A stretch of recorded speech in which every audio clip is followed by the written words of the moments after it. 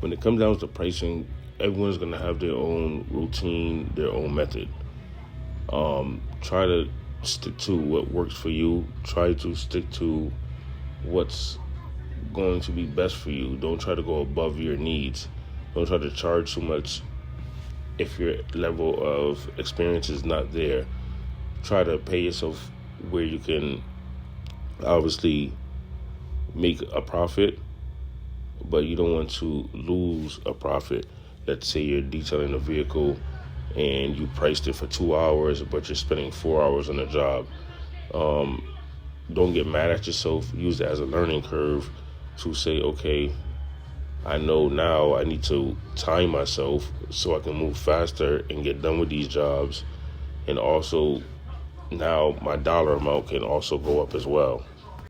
So with pricing different vehicles, you want to have your base point for a car, a small SUV, and a large SUV. Each vehicle should have some type of price point that you're starting at, X dollars, and maybe capping out at a certain amount of dollars, meaning you're starting out at, let's say, 175, and you're going to end this cap at 250 for a small vehicle. Because you have another vehicle, another package, which is your small SUV, and you want to start that at a certain price point and end that at a certain price point. Same thing as large. Whatever that price point is for you guys, it all depends on geographical area. It all depends on how long you've been into business. It all depends on your level of experience, and also what you're working on. This video is pretty much truly dedicated for the newer guys. My experienced guys, you guys already have your price point. I'm not really dedicating this video for you guys. Sorry. You guys already know the prices that you guys have, and you're not changing it based upon my video. So in this video here, someone asked me a question: can I do a video on pricing in my area? I'm based out of Connecticut, so a lot of the stuff you hear me talk about is in the Connecticut area.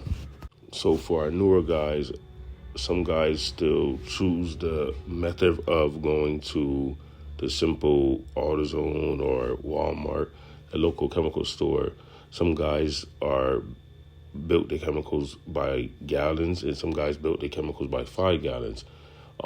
So you want to implement your product a little bit of product into your pricing, your travel into your pricing. I don't like the method of having a price then also charging a travel fee. Try to put that into your pricing.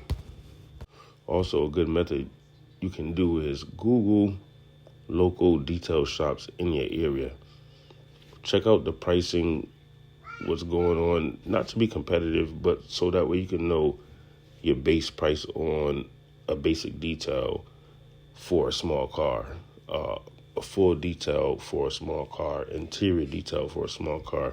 You want to know your pricing. You want to know what other people are charging in your area.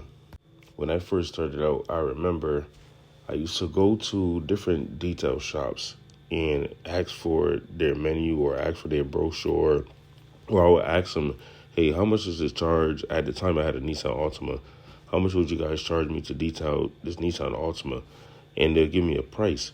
So what I would kind of do is go kind of ball my price around all these shops I went to, and I said I'm going to charge a little bit less because I don't have the experience and I want to build up my clientele. In my honest opinion, this is something you guys may laugh at, but you got to try for new detailers. Wing it. For your first 1 to 4 details, I will wing the price. Come up with your price and see if you can go a little higher on each one. And, if they budge, that can be something that you guys can leverage, or you guys can say, hey, you know what? They took this price, the higher price. So now I know I can stay around this price, or I can go a little higher on that price. You guys are new. You guys are starting out and you're trying to figure out pricing. So there's nothing wrong with trying to wing it here and there, not all the time.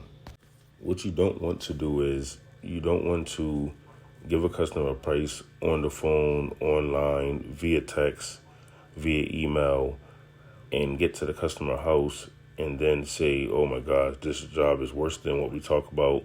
I have to charge you another $50. I have to charge you another $100. This is the part. Some customers are okay with it, but it's kind of like, oh, I dropped the ball on this one. I should have. Or what you don't want to do is, you completed a job or you looked at the job and it's like, wow, this job is not what we agreed on, but you already gave the customer the price, and you do the job because you feel bad or you want to get the job done. It's your first job, or maybe it's your second job, or I don't know, maybe money's tight and you need the money, so you do the job. But what you do is you go home and you like, wow, it took me 5 hours and I only got paid $125. That's the part where you start to understand and say, yes, my price is too low. How do you fix that? A great way to fix that, I believe, is charging by hour. Last tip before I go, guys, hold your price. The price that you give, hold the price and stand on that price. Don't back down because the customer said, oh, that's too much. Hold that price. If you overcharge and you overcharge, yes, you can go down a little bit. But if you're at a good price, your worth, and you know how long it's going to take you to do a job, stand your ground, stay on that price, and do not go lower. I hope that help you guys out, and I appreciate you guys tuning in.